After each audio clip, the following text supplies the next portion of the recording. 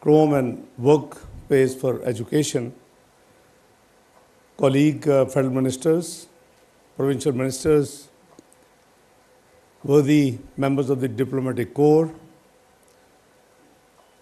ladies and gentlemen, Assalamu alaikum and very good morning. Indeed, it's a great pleasure for me to join you today, although I was not originally in the plan.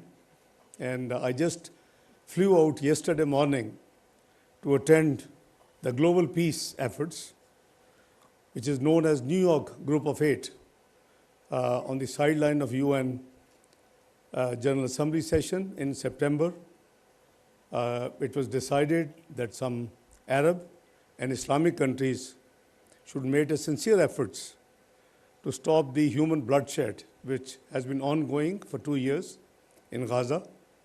And those countries include Jordan, Egypt, Saudi Arabia, UAE, and on the Islamic countries which are non-Arab, Indonesia, Pakistan, and Turkey. So we ended up ultimately, you might have seen recently, last month, a peace agreement signed in the presence of President Trump by all 8 countries on the initiative, and it was sealed. So now the efforts are that this peace agreement should be implemented truly in letter and spirit, because there are grave violations which have come to the media and come to the knowledge. Obviously, in our holy book, we are trained and we are taught that killing of human being tantamounts to killing of the entire humanity. It doesn't say the human being is Muslim or Jew or Christian or non-Muslim. It doesn't say anything. It also says that saving of a human being tantamounts to saving of the entire humanity. This is what we have been taught. This is what our holy book directs us. So with that, background, we have been making sincere efforts as one of the 8 countries, and there was a emergency meeting convened in Istanbul, and I left for that meeting. My colleagues, probably most of the countries are still there, the other 7 foreign ministers. But I had already chosen to be back once I'm done. So I had a 9:15 flight, local time, which is Pakistan 11:15. And when I board the flight, I get a SOS call from the IT minister in panic that Prime Minister has been indisposed and he asked me to replace him. So I'm here as his proxy. So it's indeed a great pleasure to welcome you all on behalf of the Prime Minister, and surely, since I'm here also on my behalf, on this momentous occasion in Pakistan's digital journey.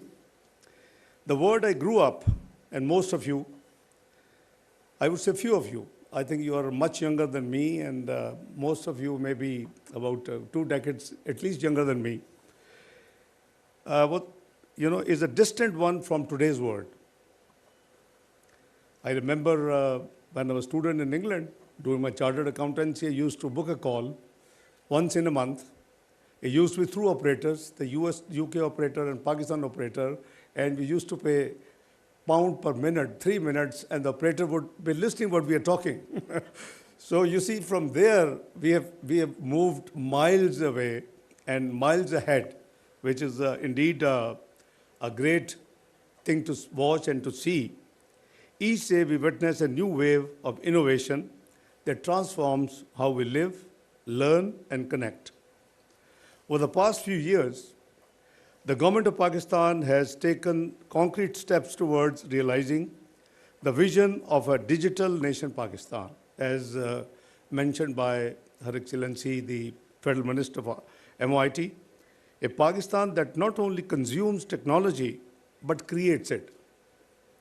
It's a nation that moves from being a user of innovations also to become one of its source. This active journey started again, I'll take you a little back, most of you were there actively. You see, we had not even rolled out the 4G technology in Pakistan till 2013. And this was very unfortunate, I would say. The 5 years prior to the 2013, there had been serious attempts to roll it out, but unfortunately it didn't materialize. So under the leadership of Prime Minister Nawaz Sharif, and I was Finance Minister, nothing to do with information technology, but I then was tasked this job to make sure that another 5 years are not consumed, and we roll out unless we would have rolled out 4G, the facilities and the developments we are seeing today would not have been possible, obviously. So in a very transparent manner, we rolled out 4G auctions, and I still owe thanks to those who took part in that transparent process globally. And 4G technology was introduced post-auction 2014. So I'm happy to see. So I have a connect in this industry and this business. As Finance Minister, the Oversight Committee, which worked from A to Z. So today we are seeing its dividends and in a much bigger form, and the compliments to the ministry, the ministries of the past, 2013, 18 particularly, who also helped the work very hard. We remember we had Ms. Anusha Rahman, she's now Senator, and she took a lot of initiative and hard work, and now it's been building on that entire effort and has become really a praiseworthy point for us to celebrate. Today marks a historic milestone, as I said, in that journey, as we celebrate the invaluable partnership between Google and Pakistan. From the launch of Pakistan's first Chromebook assembly line to Google's announcement of establishing a local presence in Pakistan, and to the agreement between the government of Pakistan and Google to upskill our youth. This is a defining moment for our country's digital transformation. Availing the occasion, I must thank two of my colleagues sitting here, the Federal Minister for Defense Production, whose contribution has been cited by Honorable Federal Minister for IT, and the National Coordinator of Special Investment Facilitation Council, General Sarfraz, who has been a great contributor in all such efforts from the country's point of view. Localizing the assembly of Chromebooks will make access to digital tools more affordable and inclusive, particularly in the education sector. But beyond education, this initiative holds great economic significance. It marks an industrial milestone, laying the foundation for jobs, supply chain development, and future technology exports. Google's decision to open a local office in Pakistan is not just symbolic, it is a moment for national pride and powerful endorsement of our country's digital potential. It represents a strategic milestone with far-reaching implications for the digital economy, the innovation ecosystem, and global investor confidence. The local presence will bring Google closer to Pakistan's developers, startups, and entrepreneurs, enabling direct collaboration, capacity building, and great access to global platforms. Let me assure you, the management of Google, you won't regret setting up all this in Pakistan. You will be,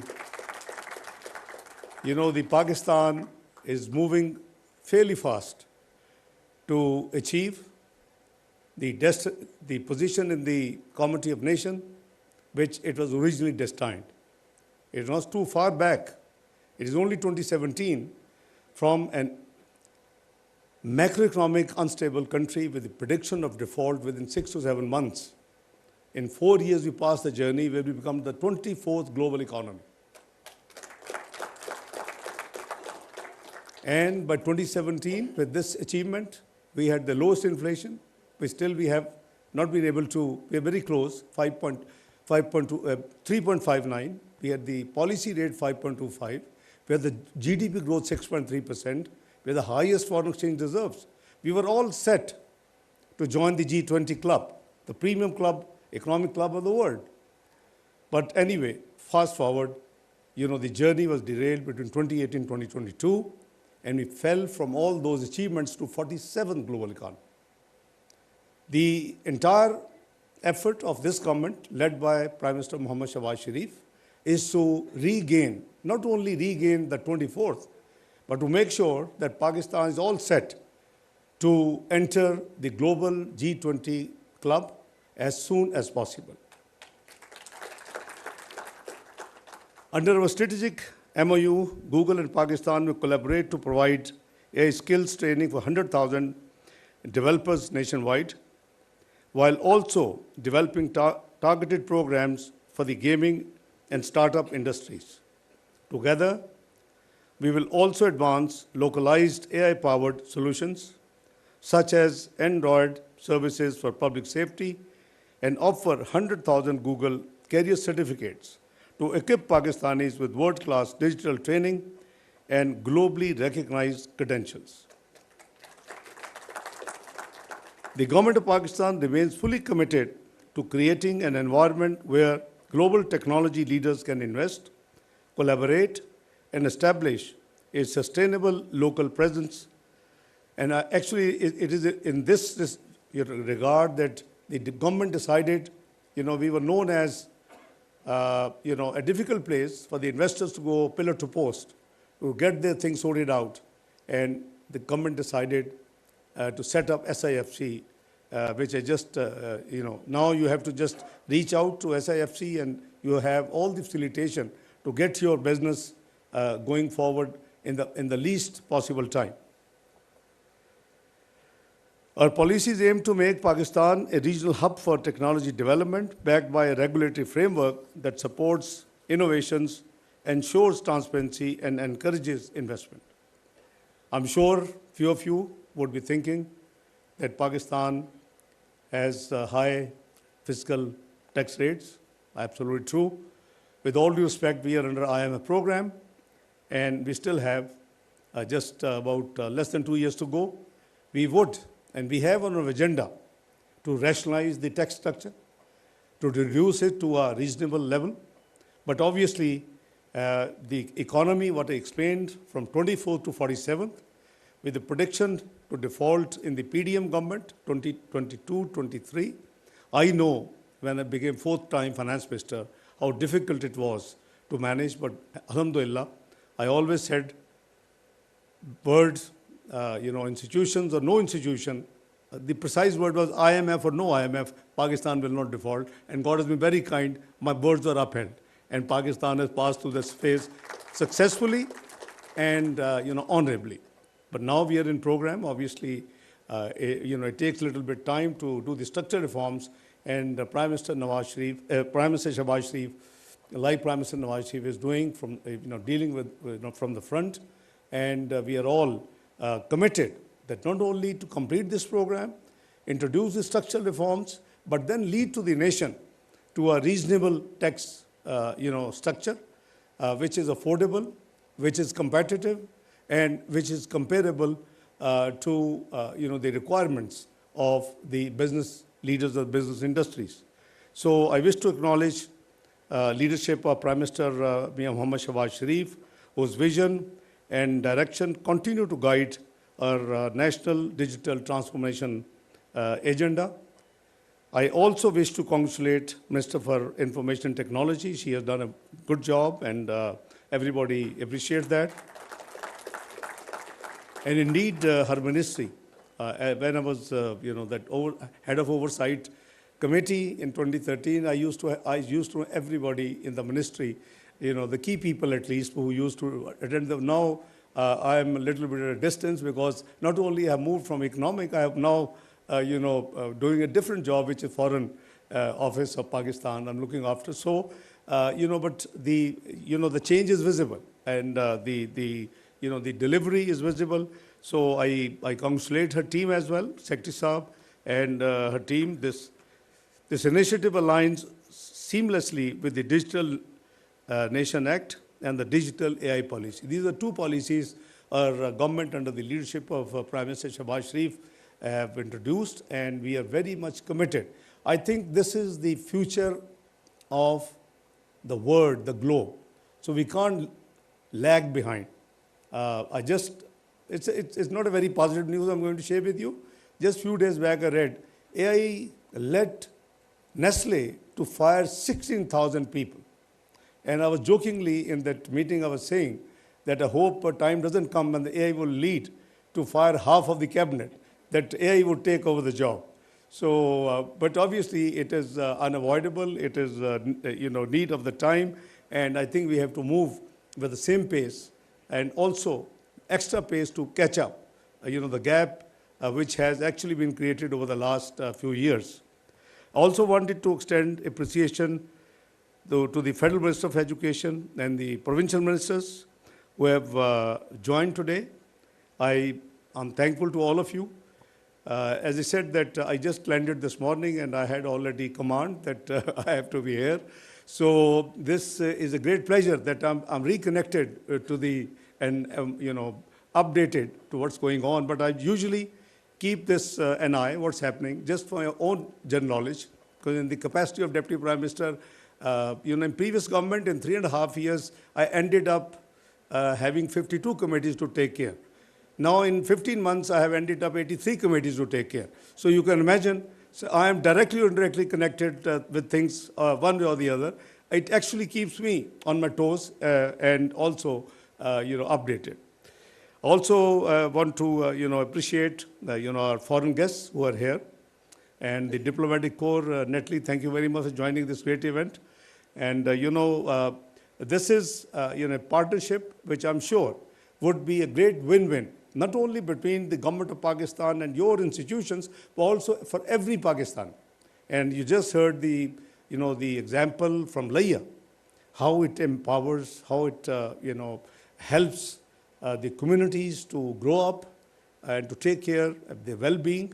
So, we have this great challenge, and we are, working very keenly to reduce and bridge the gap, for what is the largest allocation, which I hope in the years to come would not be required, is for those families led by their female head. The government provides, a substance allowance of X number, I won't even quote, through the income support fund, Benazir Income Support Fund. It is the federal government which gives one of the largest amount we dish out is BISP. It is over 700 billion rupees. Now, I think why and how this got introduced, it was in 2008. We were asked to join the government, federal government, as a coalition partner. And I was given the task in that coalition government between People's Party and Pakistan Muslim League Noon, the finance minister. I just reflected that in a country where hundreds of billions of rupees can be got written off in the banks by those who are very well off because their businesses failed, at least on the prima facie, and they get debts written off. This country and Islamic State in particular owes to those most vulnerable families in the country to be hand-holded by the state. This was the concept I had. I introduced National Income Support Fund idea in the cabinet as finance minister, second-time finance minister in 2008. And it was carried with 34 billion rupees by my successor. The program was introduced. And when we came back in 2013, it had grew only from 34 to 40 billion. Between 2013 and 2018, PMLN, under Prime Minister Nawaz Sharif, and then for less than a year, Mr. Shahbaz Nawaz, it grew almost more than 3 times. And now we are back, it is at 700 billion. But I hope the day comes when every family in the country is so well off that this subsidized hand holding is not required. One way to do is what you're doing. Just handhold the family members, just give them training, get them tools, and they actually earn, many of them, the youth. And we have almost 2/3 youth is our population, which is where there is a challenge. It is also a great opportunity to convert this youth bulge into productive, partners in the governance. So, with these few words, I once again welcome you all here, and on behalf of Prime Minister Shahbaz Sharif, I thank you, and I extend his best wishes and congratulations for holding this great function. And I would give a one-liner message to the youth of Pakistan that use these tools not just to learn, but to create as well. Be creative. Make your earning, but be creative. So this is to encourage our Pakistanis, children, our Pakistanis generation. So I'm sure, what Federal Minister said, government as a whole. Now it's the system as a whole which has been working in a very positive way. All the stakeholders are together to take this country forward, and you saw the dividends. हमें बताया जाता है बचपन से कि जहाँ unity होती है बरकत भी होती है अल्लाह ताला की तरफ से. Where there's disunity, और बरकत ही उड़ जाती है. I'm sorry, excuse my words, but I'm sure somebody will translate for you. But you see, actually the unity brings blessings, or from Allah. So God bless. This is the concept we have been taught right from the childrenhood, and this is also the guideline. So the unity, जो हमारी unity है of right now of the system, government as a whole, and the unity that is actually working. You have seen recently the 4 days war. It couldn't be a great success without Allah's kindness, people's prayers, and the actions on ground. So we were connected all the time, and before and after, our main focus has been to take the country back to not only where we left 2018, 24th economy, but make it ready to enter in the very near future as part of the global G20 premium economic club. And God willing, inshallah, it's not that far. And as I said, once again, thank you, Google, for your presence here. But as I said, you won't regret. You will be very happy, to be here. And, in the years to come, you'll find many multinational and others partners, coming here. One more clarification. The many people in the West, maybe our friends, great guys here, they talk about Pakistan debt-ridden country and debt trap and all this business. It's not a very big challenge for the country. Let me give some comfort to foreign investors that Pakistan has total debt and liabilities, external debt, $130 billion. Pakistan is blessed with AI, with mines and minerals, with stones, with hydrocarbons. The most conservative estimate is 6,000 billion to 10,000 billion, 6 trillion to 10 trillion. You can imagine 130 billion debt and liabilities would be peanut. So we are on that road. We are working very, very on the fast track. And anyway, I wish you all the best. A very pleasant stay in Islamabad. Enjoy your hospitality. Anything I can do, we'll be very happy from the Foreign Office to assist you. God bless you all. Have a very great day. Thank you. नायब वज़ीर-ए-आज़म Mohammad Isaac डार खिताब कर रहे थे।